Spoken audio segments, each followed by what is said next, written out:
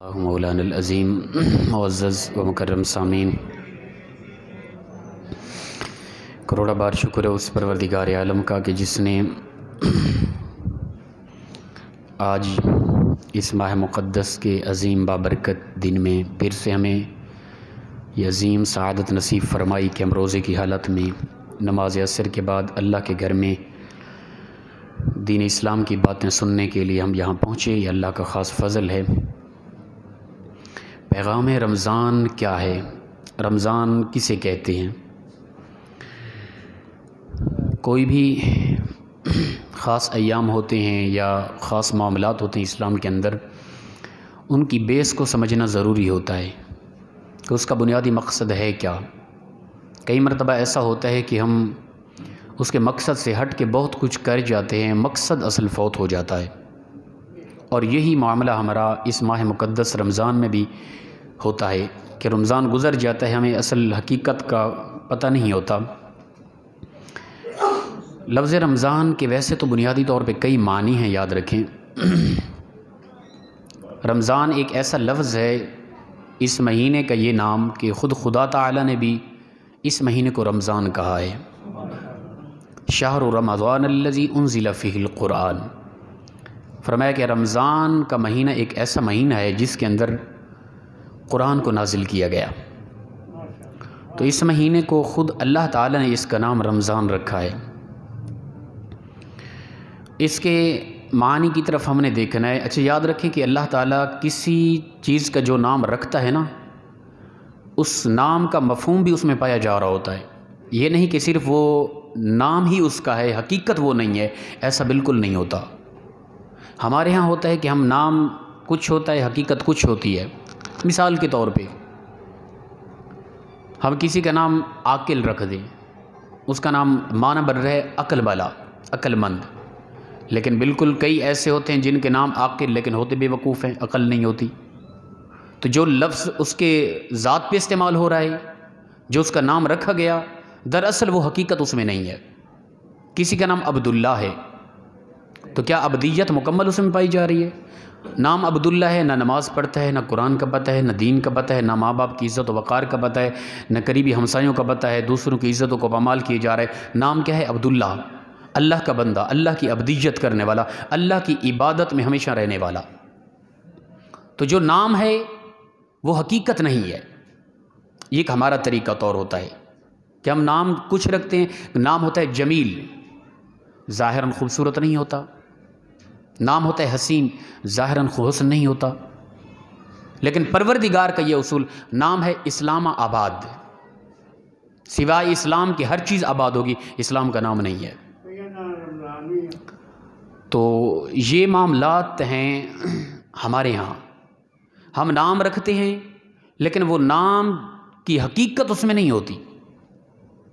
مثال کے طور پہ اب میں نے یہ مثال دی، تھوڑا سا مختصر تبصرہ کر لیں کہ میری عادت ہے میں اس طرح کی باتوں کو زیادہ ہائی لائٹ کرتا ہوں۔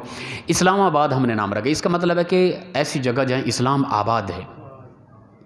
میں کہتا ہوں سوائے اسلام کے سب کچھ آباد ہے، لیکن اسلام وہاں ویران ہے، اسلام وہاں پردیسی ہے، اسلام بالکل آباد نہیں ہے وہاں پہ۔ تو نام اور حقیقت اور، جو نام تھا وہ حقیقت اس میں نہیں پائی جا رہی۔ تو پروردگار کا یہ اصول نہیں۔ اللہ تعالیٰ کسی چیز کا جو نام رکھتا ہے نا، حقیقتاً اللہ نے اپنے محبوب، اب کسی کا نام ہو احمد، احمد کا معنی ہے کہ اللہ کی حمد کرنے والا سب سے زیادہ۔ لیکن ہوتا یہ ہے کہ ہمارے ہاں کئی احمد نام کے جوان ہوتے ہیں، نماز ہی نہیں پڑھتے۔ نام کیا ہے؟ احمد، اللہ کی حمد کرنے والے، سالہ سال وہ اللہ کی حمد کرتے ہی نہیں، پتہ ہی نہیں ہوتا۔ ٹھیک ہے نا؟ پروردگار جو نام رکھتا ہے نا، وہ نام کی حقیقت اس چیز میں موجود ہوتی ہے۔ اللہ نے فرمایا محبوب تو احمد ہے، آدم سے لے کر تا حشر آخری آنے والے انسان تک سب کی حمد کو ملائی جائے نا، پھر بھی رسول اللہ صلی اللہ علیہ وسلم جیسی حمد اللہ کی کسی نے نہیں کی ہے۔ اسی طرح اللہ تعالی نے فرمایا رمضان، اس مہینے کو رمضان کہا گیا۔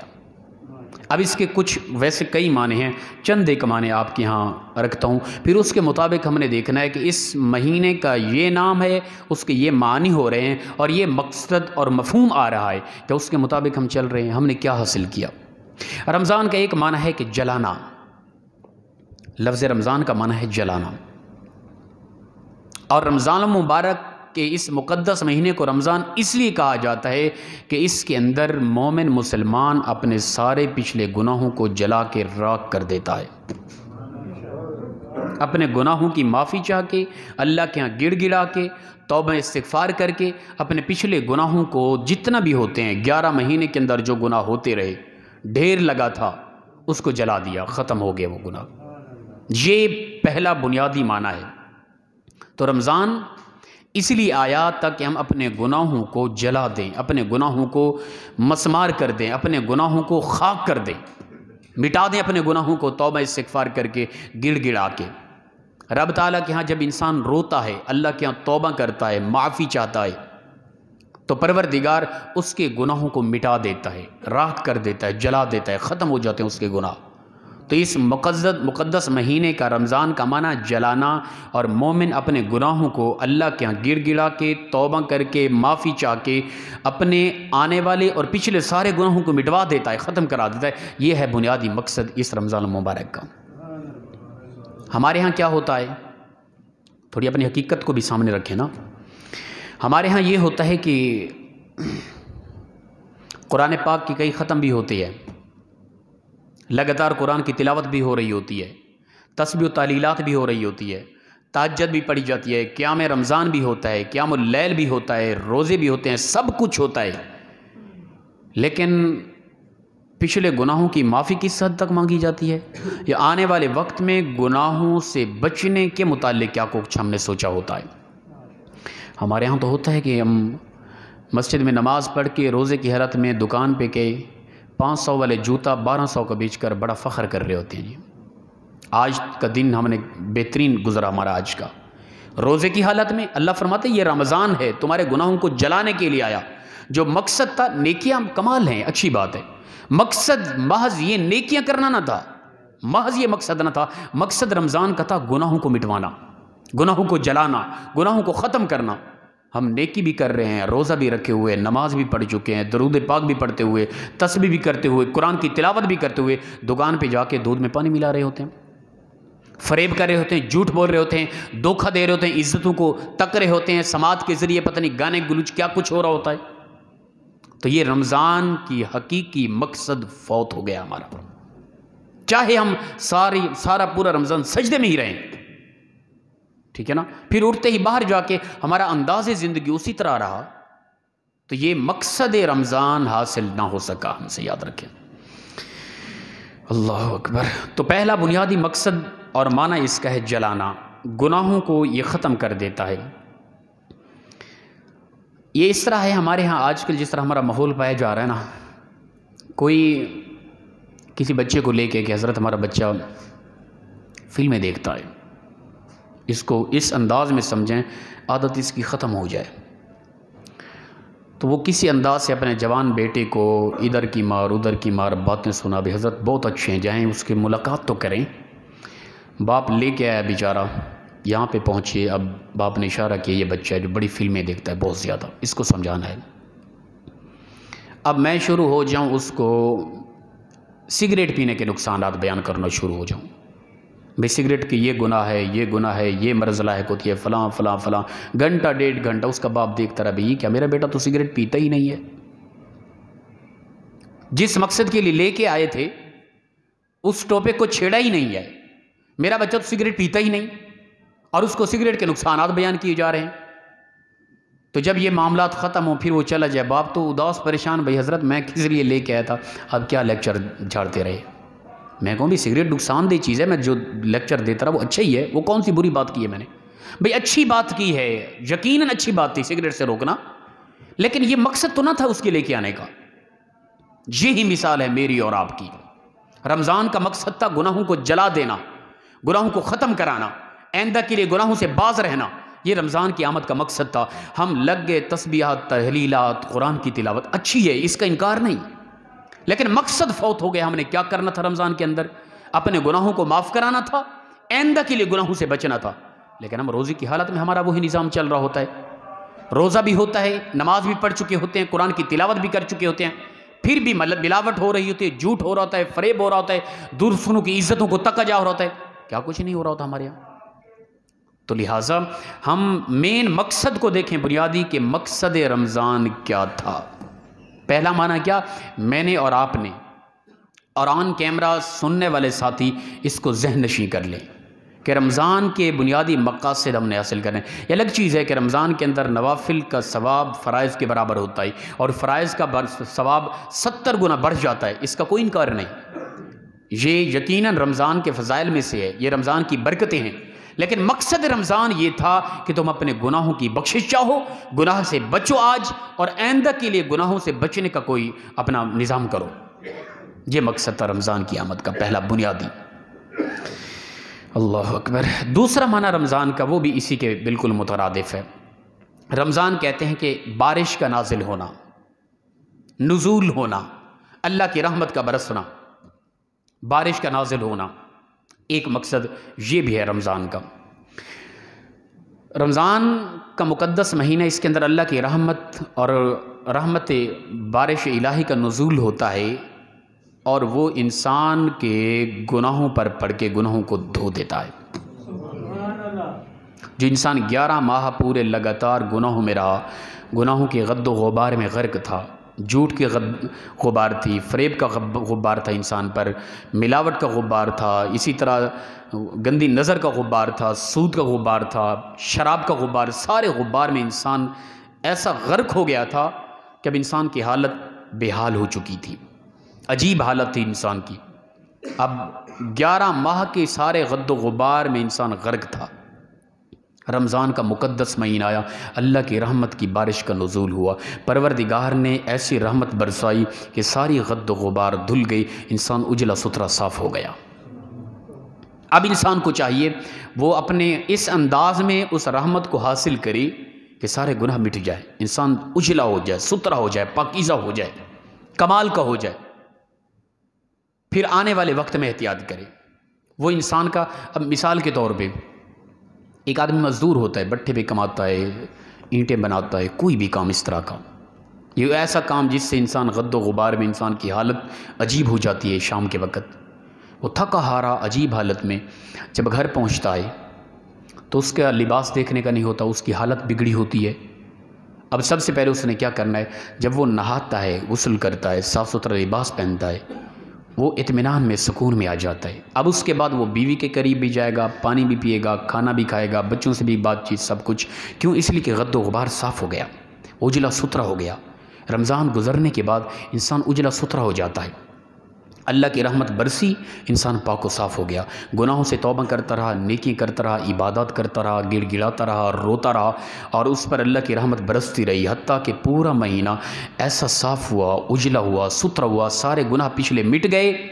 اب آئندہ کے لیے، اب دیکھیں بارش برستی ہے نا، جب بارش کے برسنے کے بعد آپ درختوں کی طرف دیکھا کریں، وہ کتنے اجلے ستھرے پاکیزہ نظر آتے ہیں، ماحول کس قدر صاف ہو جاتا ہے، غد و غبار تھم جاتی ہے، ختم ہو جاتی ہے، ایک رونق سی نظر آتی ہے، اور وہ تقریباً کچھ دن تک اس کے آثار نظر آتے ہیں۔ لیکن ہمارے ہاں پورا مہینہ بارش برستی رہی، پورا مہینہ رحمت کی بارش برستی رہی۔ عید والے دن ایسی غد و غبار ہوتی ہے کہ اللہ معاف کرے، ہم کیوں نہیں اس کو کنٹرول کر کے رکھتے یار؟ خاص طور پہ میں اپنے جوانوں سے یہ بات کر رہا ہوں۔ عید والے دن نماز بھی گئی، وہ ساتھی ہمارے جو پورا مہینہ قرآن بھی پڑھتے رہے، تلاوت بھی کرتے رہے، نمازیں بھی پڑھتے رہے، روزہ رکھتے رہے، حتیٰ کہ اعتکاف پہ بھی بیٹھے تھے، 10 دن پورے اللہ کے مہمان رہے۔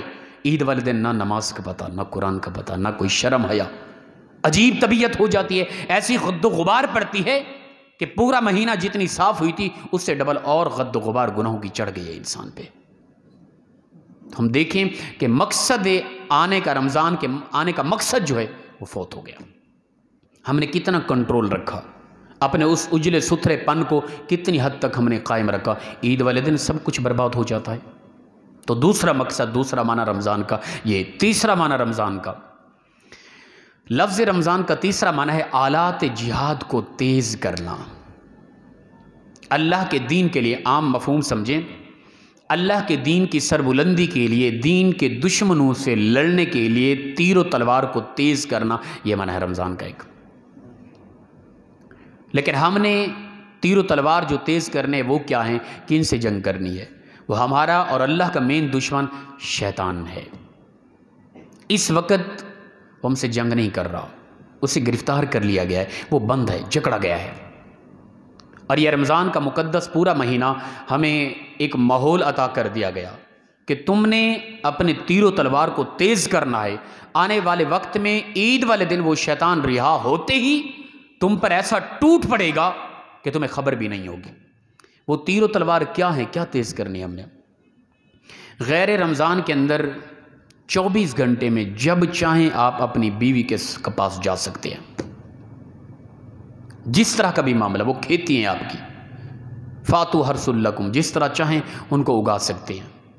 شرعاً جائز ہے، بلکہ جائز کیا ثواب ہے بیوی کے ساتھ تعلقات قائم کرنا، لیکن اللہ نے رمضان کے اندر دن کو بیوی کے قریب جانے کو حرام کر دیا۔ کیوں؟ فرمایا بندے اس لیے یہ تیرے پاس ایک تلوار ہے، اسے تیز کر رہا ہے۔ رمضان کے اندر تیری بیوی تجھ پر حرام ہو گئی، غیر رمضان میں غیر کی بیوی کی طرف نظر کس طرح کرے گا تو؟ پھر جو رمضان کے اندر اپنی بیوی کے قریب نہیں جا رہا، غیر رمضان میں وہ کسی کی عزت کو کس طرح تکے گا؟ رمضان کے اندر فرمایا آب زمزم ٹھنڈا پڑا ہے، جس کو پینے سے اندر نور ایمان پیدا ہوتا ہے، جس کو پینے سے انسان کا ایمانی نور جگمگا جاتا ہے۔ فرمایا بندے رمضان کے مہینے میں تجھ پر یہ آب زمزم دن کے وقت حرام ہے۔ اے اللہ کیوں؟ فرمایا اس لیے کہ تو رمضان یہ ایک تیر ہے، ایک تلوار ہے، اسے تیز کر رہا ہے۔ رمضان کے اندر دن کے وقت آب زمزم کو تو چھوڑ دے، اس کو نہیں پیے گا، غیر رمضان کے اندر شراب کب کی پیے گا تو؟ پھر جب تیرے پاس اتنا طاقت آ گئی، قوت آ گئی، ایمانی نور آ گیا کہ رمضان کے اندر اس قدر حلال چیز، اس قدر پاکیزہ چیز، جس کے حاصل کرنے سے، پینے سے آب زمزم کے اندر نور ایمان بڑھتا ہے، وہ رمضان کے اندر تجھے منع کر دیا گیا۔ اس قدر حلال کو رمضان میں منع کر دیا گیا، غیر رمضان کے اندر جو ہمیشہ حرام شراب کے قریب، وہ مومن کب جائے گا؟ یہ ہیں وہ تیر و تلوار جن کو کھلائے جا رہا ہے، تیز کیا جا رہا ہے۔ فرمایا رمضان کا مہینہ اس لیے تمہیں عطا کیا گیا تاکہ غیر رمضان کے اندر تم اپنے دونوں دشمن، اپنا شیطان اور نفس امارہ، ان کے ساتھ لڑ سکو۔ میں اور آپ رمضان کے اندر مشروبات دن کو ہم چھوڑتے رہے، آب زمزم کو بھی منہ نہ لگایا، ہم اپنی بیوی کو شہوت کی نظر سے ہم نے نہ دیکھا، ٹھیک ہے نا؟ اسی طرح کھانے پینے سب کچھ میسر تھا، کچھ نہ کیا۔ غیر رمضان کے اندر دوسروں کی بیوی کو تکتے رہے، دوسروں کی بچیوں کو تکتے رہے، شراب پیتے رہے، کیا کچھ کرتے رہے۔ تو پتہ چلا کہ ہم وہ عمل تو کرتے رہے، لیکن اپنے جو رمضان جو آلات جہاد کو تیز کرنا تھا وہ ہم نے نہ کیا۔ ہم نے آلات جہاد کو تیز کرنا تھا، اپنے ایمان کو پختہ کرنا تھا۔ بھئی جو پروردگار رمضان کے اندر حلال چیزوں کو حرام کر رہا ہے، جو بندہ مومن رمضان کے اندر حلال چیزوں کو چھوڑ رہا ہے اور ایک مہینے کے لیے حرام ہونے پر ان سے رک گیا ہے، غیر رمضان میں وہ مطلقاً حرام چیزوں کی سے کیوں نہیں رک رہا؟ تو یہ ایک مقصد ہے رمضان کا، اپنا آلات جہاد کو تیز کرنا، نفس سے جہاد، نفس کے ساتھ اور شیطان کے ساتھ جہاد کرنا مقصد ہوتا ہے۔ یہ ایک پورا مہینہ جہاد کی تیاری ہوتی ہے ہماری۔ ہم نے جو ہی عید کا چاند نظر آئے گا ہماری جنگ شروع، اور اس نے آتے ہی ہمیں ذبح کر دینا ہے، کاٹ کے رکھ دینا ہے ہمیں شیطان نے، اس نے آتے ہی ہمارا ستیہ ناش کر کے رکھ دینا ہے۔ ہماری وہ عبادتیں، ہماری وہ ریاستیں، ہماری وہ تسبیح و تحلیلات سب کچھ ملی ابیٹ ہو جائے گا، ایسا اس نے آتے ہی وار کرنا ہے۔ اس وقت بھی دیکھ لیں، اس وقت شیطان نہیں لیکن نفس امارہ تو ہے نا، ایک دشمن تو اندر موجود ہے نا، اس سے ہم کس حد تک لڑ سکے؟ حق تو بنتا تھا، پہلے ہم دو دشمنوں کے درمیان جکڑے تھے، باہر شیطان تھا، اندر نفس تھا۔ غیر رمضان میں جب یہ اپنا غیر رمضان کے اندر شیطان کیا کرتا ہے؟ شیطان نیکیوں سے روکتا ہے، نفس امارہ اندر کا یہ انسان کو غلطیوں پہ لگاتا ہے۔ یہ طریقہ ہے دونوں کا، یہ اندر عجیب عجیب باتیں، سوچیں پیدا کرے گا، شیطان اس پہ اکتا کر اس کو عمل درآمد کرائے گا انسان سے۔ یہ دونوں پاورفل، انسان اس میں جکڑا ہوا، انسان سے ہوتا رہتا ہے بہت کچھ، لیکن اس ماہ مقدس کے اندر پروردگار نے جہاد کی تیاری کے لیے یہ مقدس مہینہ میں عطا کیا، شیطان کو جکڑ کے بند کر دیا، اور پھر فرمایا تمہارا نفس ہمارا اندر کا ہے، وہ تمہیں گناہ کرنے سے اکتائے گا، لیکن عبادات سے شیطان نہیں روک سکے گا، شیطان کیونکہ جکڑا گیا ہے۔ اب دیکھیں ہم نماز پڑھ رہے ہیں، ہمارے کئی جوان جو نماز غیر رمضان میں نہیں پڑھتے، رمضان میں پڑھتے ہیں، کیوں؟ اس لیے شیطان نہیں ہے نا، شیطان نماز سے روکتا ہے، وہ نہیں روک رہا، نماز پڑھ رہے ہیں۔ حالانکہ پہلے نماز لیٹ ہوتی ہے، اب اتنا جلدی نماز ہونے کے باوجود مسجد میں جگہ نہیں ہوتی، اوپر نیچے ہر طرف سے مسجدیں صبح کی بھری ہوتی ہیں۔ کیا وجہ ہے؟ شیطان نہیں ہے، ٹھیک ہے نا۔ قرآن سے شیطان روکتا ہے، ہمارے جوان قرآن پڑھ رہے ہیں، شیطان نہیں ہے۔ تسبیح و تحلیلات سے شیطان روکتا ہے، ہمارے جوان پڑھ رہے ہوتے ہیں۔ کیوں؟ اس لیے کہ وہ جو خارجی دشمن تھا وہ اس وقت نہیں ہے، خارجی عبادت ہو رہی ہے۔ جو داخلی دشمن ہے اندر کا وہ موجود ہے، وہ جھوٹ بلائے گا ہم سے، وہ فریب کرائے گا ہم سے، روزے کی حالت میں بھی، نماز کے فوراً بعد وہ ہمیں دھوکہ دوسروں سے دلائے گا۔ کتنے کا سوٹ ہے جی؟ یہ 1000 روپے، اگرچہ 300 کا تھا، اس میں بھی نفع آ رہا تھا شرعی، 1000 روپے کا بیچا روزے کی حالت میں، نماز کے فوراً بعد۔ یہ اندر کا نفس جو ہے وہ انسان کو خراب کر رہا ہے۔ یہ دو دشمن ہیں، ایک دشمن اس وقت جکڑا ہوا ہے، ہمارے پاس وقت ہے، ہم اندر عبادت ہو رہی ہے، اندر کی حقیقت کو دیکھیں کتنا کنٹرول کیا ہوا ہے، گناہ سے میں کتنا بچا، تہجد بھی پڑھی، نماز بھی پڑھی، روزہ بھی رکھا، جھوٹ سے باز آیا؟ نہیں آیا۔ ملاوٹ سے باز آیا؟ نہیں آیا۔ کسی کی عزت کو تکنے کے حوالے سے باز آیا؟ آنکھوں میں شرم و حیا کا نور پیدا ہوا؟ نہیں ہوا۔ سماعت کے حوالے سے گندے گانے سنتا تھا پہلے، موبائل کا استعمال وہ کم کیا؟ نہیں کیا۔ تو یہ اندر کا دشمن موجود ہے نا، اس کو کنٹرول کرنا ہے ہم نے۔ بڑی بات نہیں ہے کہ رمضان کے اندر نمازیں پڑھنا، یہ بڑی بات نہیں ہے کہ قرآن پڑھنا، اس لیے کہ تمہارا دشمن نہیں، یہ تو تمہاری فطرت تھی، تو مومن تھا، یہ کرنا تھا، تو نے کر رہا ہے۔ اندر کے دشمن سے اس وقت لڑنا، تو اپنی سب گناہوں کو مٹانے کی کوشش کر، آئندہ کے لیے پختہ عہد کر، اور پھر عید کے دن یہ دونوں اکٹھے ہو جائیں گے، پھر ان سے لڑ۔ جو تیرے لیے حلال تھی پہلے وہ حلال ہو چکی ہیں، لیکن جو حرام تھی وہ حرام رمضان کے اندر حلال سے رکا رہا، غیر رمضان میں حرام سے بھی رک جانا۔ یہ حقیقت رمضان کی یاد رکھیں، یہ ہے پیغام رمضان۔ رمضان کا بنیادی مقصد یہ تھا، گناہ سے بچتے اور گناہوں کی معافی چاہتے، آئندہ کے لیے ہم گناہ سے بچنے کا سامان کرتے، یہ طریقہ تھا۔ اب دیکھ لینا، میں اور آپ خود اس وقت جو موجود ہے، یہ آن کیمرہ جتنا ساتھی سنیں گے، رمضان ختم ہوتے ہی عید والے دن دیکھنا ہماری طبیعت کتنا بگڑ گئی ہوگی، ہماری سوچ، ہماری فکر، وہ انداز، وہ حسن، وہ خوبصورتیاں، وہ ایمان، وہ چاہت، وہ لگن، وہ عبادت، وہ مسجد، وہ اللہ، وہ رسول، وہ سیرت، وہ صورت، کچھ بھی نظر نہیں آئے گا۔ ادھر امام صاحب ہوں گے، ایک بزرگ ہمارے جو ریگولر ہمیشہ پورا سال نماز پڑھتے ہیں نا، چمکتے چہرے، وہی نظر آئیں گے محض۔ شیطان اس قدر آ کے حملہ کر دیتا ہے، وہ مساجد کو آتے ہی ویران کر دیتا ہے، وہ آتے ہی ہمارے جوانوں کو قرآن سے دور کر دیتا ہے، وہ آتے ہی تسبیح و تحلیلات سے دور کر دیتا ہے۔ گناہ کے معاملات تو پہلے بھی ہمارے چل رہے تھے۔ تو رمضان کا بنیادی مقصد گناہوں کو جلا دینا، رمضان کا بنیادی مقصد اپنا اللہ کی رحمت کا برسنا، اور اس رحمت سے حصہ لے کر اپنے گناہوں کو دھو لینا، اپنے آپ کو اجلا ستھرا کر کے پھر اس پر قائم رہنا ہمیشہ رمضان کے بعد۔ رمضان کا بنیادی مقصد اپنے جنگی آلات کو تیز کرنا، نفس امارہ اور شیطان کے ساتھ لڑنے کے آلات کو تیز کرنا، کہ رمضان کے اندر حلال کو چھوڑ دیا بیوی کو، رمضان کے اندر آب زمزم کو چھوڑ دیا، رمضان کے اندر پاکیزہ مشروبات کو چھوڑ دیا، رمضان کے اندر اچھے خاصے فروٹ اور اپنا رمضان کے اندر اچھے کھانوں کو دن کے وقت چھوڑ دیا۔ غیر رمضان میں شراب پی رہا ہے، غیر رمضان میں سود کھا رہا ہے یار، غیر رمضان میں دوسروں کی عزت کو تک رہا ہے۔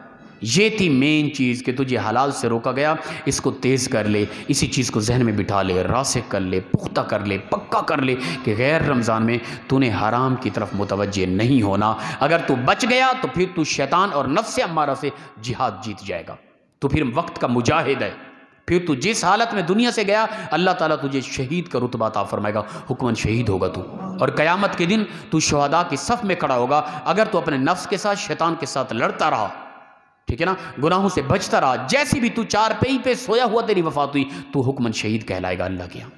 اللہ پاک مخلصانہ انداز میں ہم سب کو عمل کی توفیق عطا فرمائے۔ وآخر دعوانا ان الحمدللہ رب العالمین۔ جی کوئی بات پوچھنے والی ہو تو جی۔ جی بس یہ اللہ پاک ہدایت دے جی، خاص تہوار یا اس طرح رمضان کے اندر، یا جس طرح کہ یہ کرونا وائرس آیا اور مجبوریاں بڑھ گئی، ہر بندہ پریشان و اداس تھا، پھر مومنین طبقہ جو دکانوں پہ بیٹھے ہوئے جن چیزوں کی اشد ضرورت تھی، مومنین نے اس سے تقریباً 50%، 70% بڑھا دیا ہے۔ یہ ایمان کی ہماری علامات ہیں ماشاءاللہ۔ اللہ پاک ہدایت دے جی۔ یہ تو میں کہتا ہوں علیاذ باللہ مومن مسلمان سے بڑھ کر کوئی مخلوق نہیں ہے، لیکن کردار کے حوالے سے یہی انداز آپ یورپ کنٹریز کی طرف چلے جائیں، آپ کو کہیں نظر نہیں آئے گا۔ غیر مسلم کا یہ طریقہ نہیں ہے۔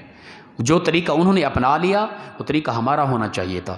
ہم تو انسانیت سے بھی گر گئے، حیوانیت سے بھی گر گئے۔ جب ہم نے کسی کو مجبور دیکھا، اس کی مجبوری سے ایسا فائدہ اٹھایا کہ اللہ معاف کرے۔ کسی کا درد، کسی کا غم، کسی کا تڑپنا، کسی کا مچلنا، کسی کا رونا ہمیں احساس ہی نہیں آتا تھا۔ یہ انسانیت ختم ہو گئی ہے۔ جب انسانیت ختم ہو جاتی ہے، دل پتھروں سے زیادہ سخت ہو جاتے ہیں۔ پھر وہ انسان بے حیا ہو جاتا ہے، ایمان ختم ہو جاتا ہے، پھر وہ جو چاہے کرتا پھرے، اسے کچھ نہ کہیں، نہ روکیں اسے۔ یہ حدیث پاک کے الفاظ ہیں جی۔ اور کوئی حکم اس کے علاوہ جی؟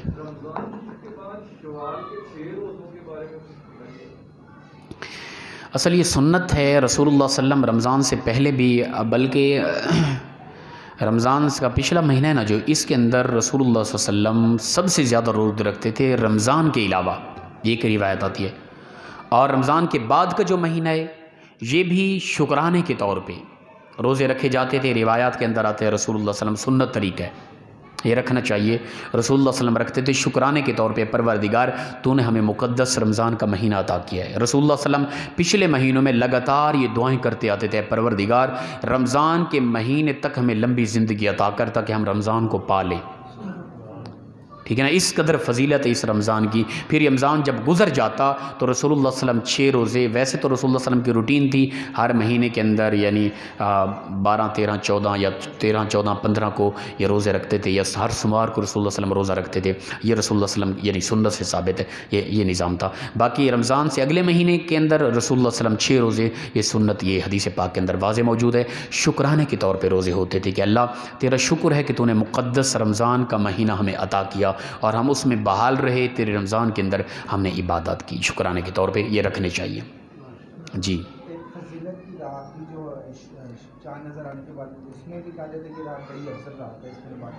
اپنا اگلے مہینے ہاں نہیں اصل وہ تو حدیث پاک کے الفاظ ہیں نا کہ رسول اللہ صلی اللہ علیہ وسلم فرماتے ہیں کہ اللہ تعالیٰ اپنا عید کا دن اس کو اس لیے کہا گیا کہ یہ تمہیں اجرت ملنے کا دن ہے، اجر ملنے کا دن ہے۔ جنہوں نے روزے رکھے اللہ پاک ان پہ راضی ہوتا ہے، خوش ہوتا ہے، فرشتوں کے ہاں اللہ تعالیٰ فخر کرتا ہے کہ یہ میرے بندے ہیں۔ اب عید کا دن ان کو ایک اجرت کے طور پہ انعامات دیے جا رہے ہوتے ہیں، جنت ان کے لیے سواری جا رہی ہوتی ہے، جنت ان کے لیے خوبصورت کی جا رہی ہوتی ہے۔ اس بنا پر عید کا دن بھی خاص دن ہے، ٹھیک ہے نا جی جی جی۔ یہی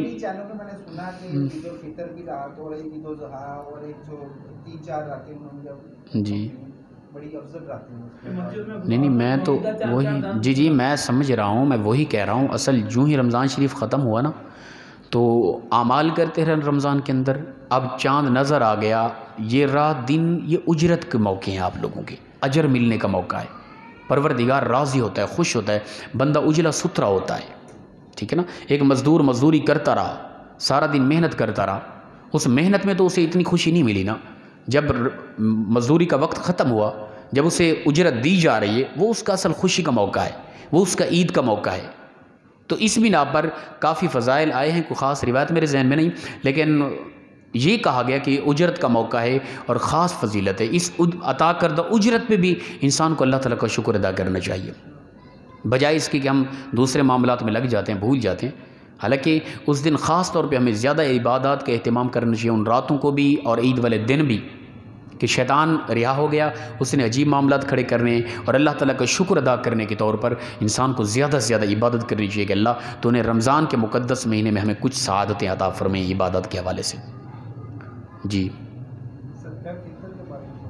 صدقہ فطر اصل صدقہ فطر ہے نا جڑا، جو یہ ویسے بھی مختصر سا ہوتا ہے، ہر ایک کو چاہیے کہ دے دیں وہ۔ ہاں اس کا حد تک کوئی غریب ہے کہ وہ 100، 150 نہیں دے سکتا تو پھر ضروری نہیں، ویسے بھی ضروری نہیں ہے، استطاعت رکھنے والے پر ہی صدقہ فطر لازم ہوتا ہے۔ اگرچہ ہمارے علماء یہ فرماتے ہیں کہ ہر ایک کو چاہیے کہ وہ دے، لیکن ہر ایک پر یہ لازم نہیں ہوتا. کوئی بالکل غریب ہے ہم کہیں اس پر بھی واجب ہے، ایسا نہیں ہے. ٹھیک ہے نا. باقی ہوتے ہیں کئی غریب بلکہ ہر بندہ ادا کر رہا ہوتا ہے، اچھی بات ہے. جو لوگ کبھی نہیں دیتے صدقہ فطر کے موقع پر، کیونکہ صدقہ ایک ایسی نیکی ہے جو 70 گنا بڑھا کے عطا کیا جائے گا، بلکہ جتنا خلوص ہوگا اس کا حد تک بلکہ 700 گنا کے متعلق روایات آتی ہیں، پھر اس سے بھی بڑھا کے عطا کیا جائے گا. اور یہ عظیم نعمت غریب طبقہ جو کبھی نہیں دیتا وہ اس سے محروم نہ رہے. اس لیے فرمایا گیا کہ ہر قسم کے لوگ، ہر طرح کے لوگ یہ صدقہ فطر ادا کیا کریں. باقی ہر ایک پر واجب نہیں ہوتا یہ. جی اور کوئی حکم؟ جی اپنے ماتحت کیسے کریں؟ اپنے خواہشات کو دفن کر دیں. نفس امارہ کو اپنے ماتحت کرنا ہے، نفس امارہ کو آپ نے لوگوں نے کمزور کرنا ہے اس کی جو طاقت کے حوالے سے. تو اپنی ایسی خواہشات جو دین اسلام سے کے برعکس ہیں ان کو دفن کریں. ٹھیک ہے نا. نماز کے لیے وقت ہو گیا، نفس کہے گا بھی نہیں جانا، آرام کر لے، سردی ہے یا گرمی ہے، اے سی میں آرام سے سویا ہوا ہے، فی الفور اٹھیں، نفس کی اس خواہش کو دفن کریں. ٹھیک ہے نا. نفس کہہ رہا ہے کہ کوئی خاتون جا رہی ہے، نفس کہے گا اس کی طرف دیکھ، لیکن نفس کی نامان حیا پیدا کر کے انسان سر جھکا لے، آنکھوں میں شرم حیا کا نور پیدا کرے، نفس کمزور ہو جائے گا. جتنی بھی اس طرح کے گناہ کے معاملات ہیں ان کو دباؤ. ٹھیک ہے نا. ان پہ دباؤ ڈالو اور کبھی نہ کرو، اپنی میں کو مار دو. ٹھیک ہے نا. جو خواہش نفس کر رہا ہے اس کو دفن کر دو. وقت آئے گا کہ آپ کی توجہ اس طرف نہیں ہوگی تب بھی آپ سے نیکی ہو رہی ہوگی، آپ کی توجہ اس طرف نہیں ہوگی تب بھی آپ گناہ سے خود بخود آٹومیٹکلی بچے جا رہے ہوں گے. وہ آپ کا نفس پھر ایسا بہتر ہوگا، وہ آپ کو گناہ سے بچاتا نظر آئے گا. جی اصل یہ ہے کہ قرآن پاک کے اندر جو واضح طور پہ آ رہا ہے نا، وَإِذَا قُرِئَ الْقُرْآنُ فَاسْتَمِعُوا لَهُ وَأَنصِتُوا لَعَلَّكُمْ تُرْحَمُونَ. فرمایا جب بھی قرآن پاک پڑھا جائے نا، خاموش ہو کے کان لگا کے سنو. اصل یہ درس جو بھی ہوتا ہے یہ قرآن و حدیث کا مفہوم ہی ہوتا ہے، اگرچہ ہمارے الفاظ ہوتے ہیں لیکن مفہوم وہی اسلام کا ہی ہے. تو اس بنیاد پہ ٹھیک ہے نا، بہتر یہ ہے کہ خاموشی کے ساتھ توجہ. ہاں کوئی ہے ایسا بندہ کہ عام قرآن پاک نہیں بیان ہو رہا، کچھ حکایات یا عام مفہوم ہی ٹوٹل بیان کیے جا رہے ہیں اور وہ ذکر کے باوجود مکمل توجہ سے سن لیتا ہے تو پھر خاص کوئی حرج نہیں ہے. لیکن زیادہ تر ترجمہ تفسیر درس قرآن ہو رہا ہے، اس وقت خاموشی کے ساتھ کان لگا کے سننا یہ واجب ہے، فرض ہے، لازم ہے. جی اور کوئی حکم؟ جی